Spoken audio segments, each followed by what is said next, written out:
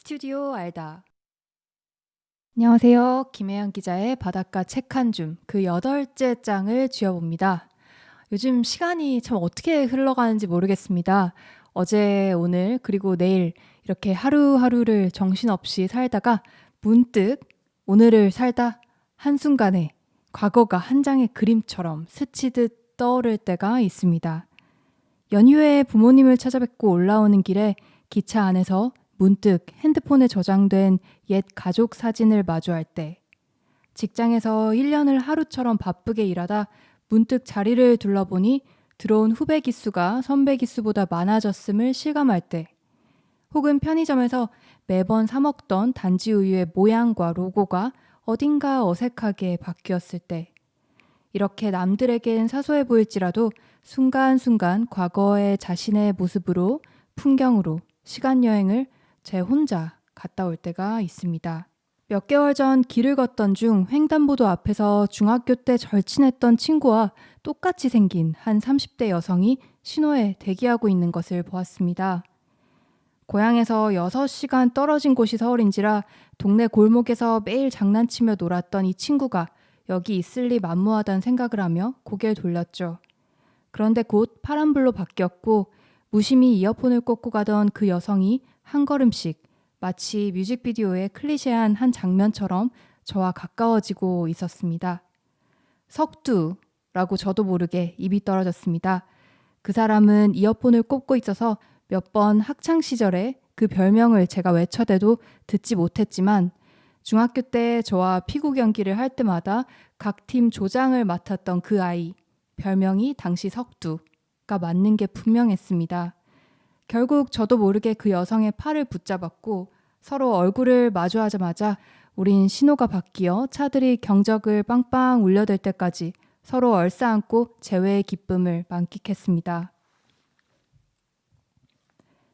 이처럼 과거가 현재의 우리에겐 손을 흔들며 직접 찾아올 때가 있습니다. 이러한 뜻밖의 우연들을 보면 가끔 오늘이 참 놀랍기만 합니다. 이런 날들이 반복되고 이러한 계획되지 않은 잔잔한 시간여행을 놀라움을 넘어 자신의 행복과 기쁨으로 맞이할 수 있다면 더할 나위 없이 좋을 텐데요. 오늘 제가 쥐어온 바닷가 책 한 줌은 황선미 작가의 가끔 오늘이 참 놀라워서입니다. 황선미 작가님은 동화 작가십니다. 대표작으로는 마당을 나온 암탉, 나쁜 어린이표, 엑시트 등의 책들이 있는데요. 95년에 동화를 써보겠다고 처음 데뷔한 이 작가는 2000년 무렵 천천히 대중에게 알려지기 전까지 무명 시절이 꽤나 길었다고 합니다. 책을 접하기 전에는 경찰도 되고 싶었고 군인도 되고 싶었고 간호사도 희망했다는 초등학교 시절의 황 작가는 6학년 때 인생의 첫 동화책을 만나 너무 재밌어 거기에 푹 빠졌다고 하죠. 나도 그냥 이런 재밌는 얘기나 쓰면서 평생 책을 읽으면 좋겠다 하고 말이죠. 저자의 작품 중 마당을 나온 암탉은 애니메이션으로 제작되어 극장에 상영되면서 아이들뿐 아니라 전 연령대의 폭넓은 사랑을 받았습니다. 160만 부 이상 팔린 이 동화책 시장에서는 보기 드문 흥행을 거둔 데 이어 전 세계 29개 국어가 넘는 해외판으로 번역이 되었고 이후 작가가 해외 강연을 다닐 때는 아이들이 들고 온 동화책 번역본에 직접 사인을 해주는 일도 빈번했다는 얘기가 전해집니다. 그러고 보면 이 동화라는 장르는 시대와 언어, 문화권 불문, 공감할 수 있는 맑고 투명한 창을 탑재하고 있는 것 같기도 합니다. 작가는 이 작품의 탄생 배경, 특히 마지막 장면 또한 자신의 과거와 관련이 있다고 고백을 하는데요. 이 아동문학의 특성상 주인공을 죽게 하는 것이 아이들에게 자칫 상처가 될까 우려했음에도 불구하고 당시 거듭된 고민 끝에 작가는 새드엔딩을 결정했다고 합니다. 과거 암 투병 중이셨던 아버지가 돌아가시기 전 남긴 말씀을 통해 동화 속에서 죽음의 가치에 대해서 한번 꼭 써보고 싶었다고 전합니다. 결국 누구나 죽는다는 인간과 동물의 대전제, 그리고 그 죽음 앞에서 의연한 주인공의 태도에 작가의 아버지와 나눈 대화가 녹아들어서 마당을 나온 암탉이라는 명작이 탄생을 한 것이죠. 혹시나 이 동화 그리고 이를 바탕으로 재탄생한 영화 애니메이션 작품을 보지 못하신 독자들을 위해 더 이상 스포일러를 하진 않겠습니다. 다만 가을이란 계절에 보시기에 참 좋은 애니메이션이라 꼭 추천을 드려봅니다. 이 에세이집 치고는 무척 두꺼워서 책 소개만 듣고 막상 서점에 가셨다 놀라실 수도 있는데요. 목차는 총 3부로 나눠져 있습니다.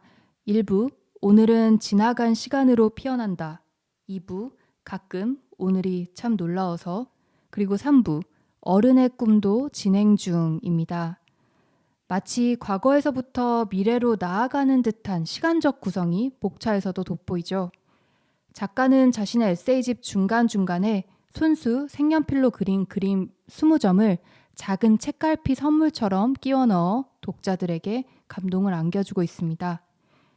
에세이에서 동화적인 감성을 혹은 무지개색으로 채색된 어떤 풍부하고 예쁜 이야기를 기대하시면 실망하실지도 모릅니다.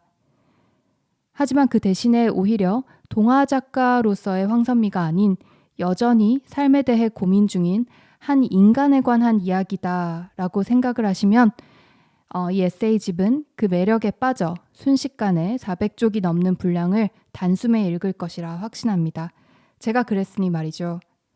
바닷가 책 한 줌의 지난 책들에서 작가들 저마다의 글 쓰는 이유와 보람에 대한 이야기를 조금씩 들려드렸는데요. 이 책에서 작가는 글을 쓰면 쓸수록 자신의 유년의 거리에서 결코 도망칠 수 없는 사람이다라는 것을 깨달았다고 고백합니다. 이 때문에 그녀의 동화와 소설 속 작품 속에 묻은 상처와 아픔이 때론 기쁨과 환희가 이 에세이집을 통해 개인의 추억과 과거의 기억과 결국 맞물려 있다는 것을 인지하는 순간 나만 그런 게 아니었구나 하고 책을 읽는 사람들도 안도의 한숨과 편안함을 느끼실 것 같습니다. 제가 오늘 읽어드릴 본문은 3부 어른의 꿈도 진행 중에 실린 에세이 중 꿈을 스캔할 수만 있다면 이라는 글인데요. 수면 시간 동안 기억하든 기억을 하지 않든 잠든 인간에게 모두 공평하게 주어진 이 꿈이라는 세계는 시공간을 이동할 수 있게 허락된 인간에게 있어 유일한 일탈 같아 느껴졌습니다. 예술가에게는 이 꿈의 세계가 영감이 되기도 하고 또 헤어진 연인에게는 꿈속에서라도 만약 다시 한번 만날 수 있다면 하고 재회의 시간이 되기도 하죠. 과연 동화 작가의 일상 속 꿈은 어떠한 세계로 인도를 하는지 궁금해지는데요. 잠시 오늘 종일 품고 있던 여러분만의 시공간을 곁에 내려두시고 황선미 작가님의 꿈속으로 떠나보겠습니다. 눈을 뜨자마자 내가 어제 몹시 아팠다는 생각이 들었다. 며칠 동안 속이 불편했고 급기야 토사락관에 시달리며 밤을 꼬박 지새우고 탈진했다. 첫 애 때문에 입덧하느라 토해본 게 고작이니 토하는 건 26년 만에 처음인 대사건. 그 난리가 하루 반나절 만에 가라앉았으니 잠시 무슨 착각이라도 했었나 싶다. 고즈넉한 풍경과 한겨울에도 싱싱한 초록을 볼 수 있는 루꼴라 하우스. 장작 타는 냄새가 그윽한 시골집에서 나는 갇힌 것 마냥 갑갑했고 고속버스에서 내리자마자 내과를 찾아 들어가 링거를 맞았다. 내 등을 쓸어주고 손을 따주고 손과 발을 주물러주며 걱정하던 남편이 떠올랐다. 얼마 남지 않은 머리카락마저 세어버리고 걱정으로 한층 더 주름진 남편이 문득 늙은 아버지처럼 보였다. 등을 쓸어주던 손바닥으로 자기 아버지를 기억하는 남편. 쓱쓱 쓸어주기만 해도 가려운 데가 시원할 만큼 손바닥이 거칠었는데 이젠 마치 빈 옥수수 자루로 훑어주는 것 같았다. 철이 들기도 전에 아버지는 이미 친구들이 할아버지라고 했을 만큼 늙어 있었다고. 어느새 남편이 그렇게 늙어 있었다. 밖은 아직 어둡고 바람 소리가 들려왔다. 소 한 추위는 빌려서라도 한다는 말이 있을 만큼 겨울 중 가장 추운 날. 일어나기가 참 싫었다. 추워서가 아니라 너무나도 명료한 꿈속 이미지들과 의미심장한 대사들을 잊어버릴까봐. 숲은 뭐라 표현하기 어려울 만큼 위험하지만 교묘하게 길을 감춰두고 있다. 자연이 쉬지 않고 자라고 변해 무질서한 것 같아도 반드시 열리고 또 닫히는 길이 있다. 내가 너무 늦었나요? 늦지 않았어요. 누구나 제 시간에 도착하게 돼 있죠. 이게 다 무슨 말일까? 나는 어렸을 때부터 꿈에서 어떤 의미를 얻고자 했다. 프로이트를 알기 전부터 나는 꿈을 잊지 않으려고 베개 밑에 공책을 넣어두고 자는 애였고 깨자마자 잔상을 적기도 했으나 늘 일부분이었고 뭘 의미하는지는 알 수 없었다. 동화 작가라서 그런지 완벽한 한 편의 작품으로 느껴지는 환상적인 이야기 꿈도 꾸었을 뿐만 아니라 심지어 꿈속에서도 이건 완벽한 판타지야 하고 여러 번 감탄하기도 했다. 물론 눈 뜨면 사라지는 어둠처럼 거의 다 까먹고 이런 증상은 직업에 따른 강박에 지나지 않을지도 모르나 늘 아쉽기는 하다. 꿈을 스캔할 수 있다면 얼마나 흥미로울까. 어제 꿈에는 모임을 앞둔 늙은 동화 작가들이 등장했다. 어린이에 대한 의견이 판이하게 다른 두 파의 작가들이 중요한 모임에 참석하느냐 마느냐 고민 중인데 그 중요한 자리에 가짜는 상대편과 동석한다는 게 불편하고 또 불참하자니 위신이 문제다. 모임 장소는 산을 넘어가야 하는 낯선 곳. 결국 그들은 숲으로 출발하고 도중에 잠시 만나기도 하지만 동행할 수 없을 만큼 각자의 길은 달라서 롤러코스터 같은 여정을 거치게 된다. 때로는 가파른 골짜기, 때로는 산꼭대기에서 급하강, 얽힌 나뭇가지들 계단, 다람쥐굴처럼 작고 은밀한 교실들, 그 안에 요정 같은 아이들, 엄청나게 크고 우묵한 초록 들판이 사실은 골프장 그린이기도 하고 꼭 만나고 싶은 사람이 번번이 안타깝게 길이 엇갈리기도 하고 이상하게도 점점 젊어져 모임 장소에 도착했을 때는 아주 편안하고 인상 좋은 사람이 되어버린 것이다. 그곳에는 이미 세 사람이 도착해 있었고 막 도착한 사람이 말했다. 내가 너무 늦었나요? 영화 반지의 제왕에서 나무들이 움직이는 걸 너무 인상적으로 느꼈나? 그저 컴퓨터 그래픽일 뿐인데. 허나 나무들이 살아 수시로 바뀌고 알아서 길을 열어주던 이미지는 내 꿈이 완벽한 판타지라는 걸 인정할 수 있는 요인이었다. 나는 숲에서 온갖 일을 겪으며 길을 가는 숙명적인 누군가를 보았다.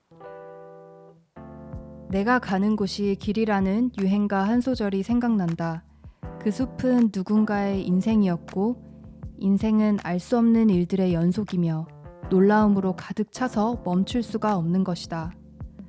작가가 세상 이야기를 적어내는 필경사라서 이런 예시가 꿈으로 나타난 게 아닌가 싶은데 그걸 다 기억하고 표현해낼 능력이 늘 부족해 난 안타까울 따름이다.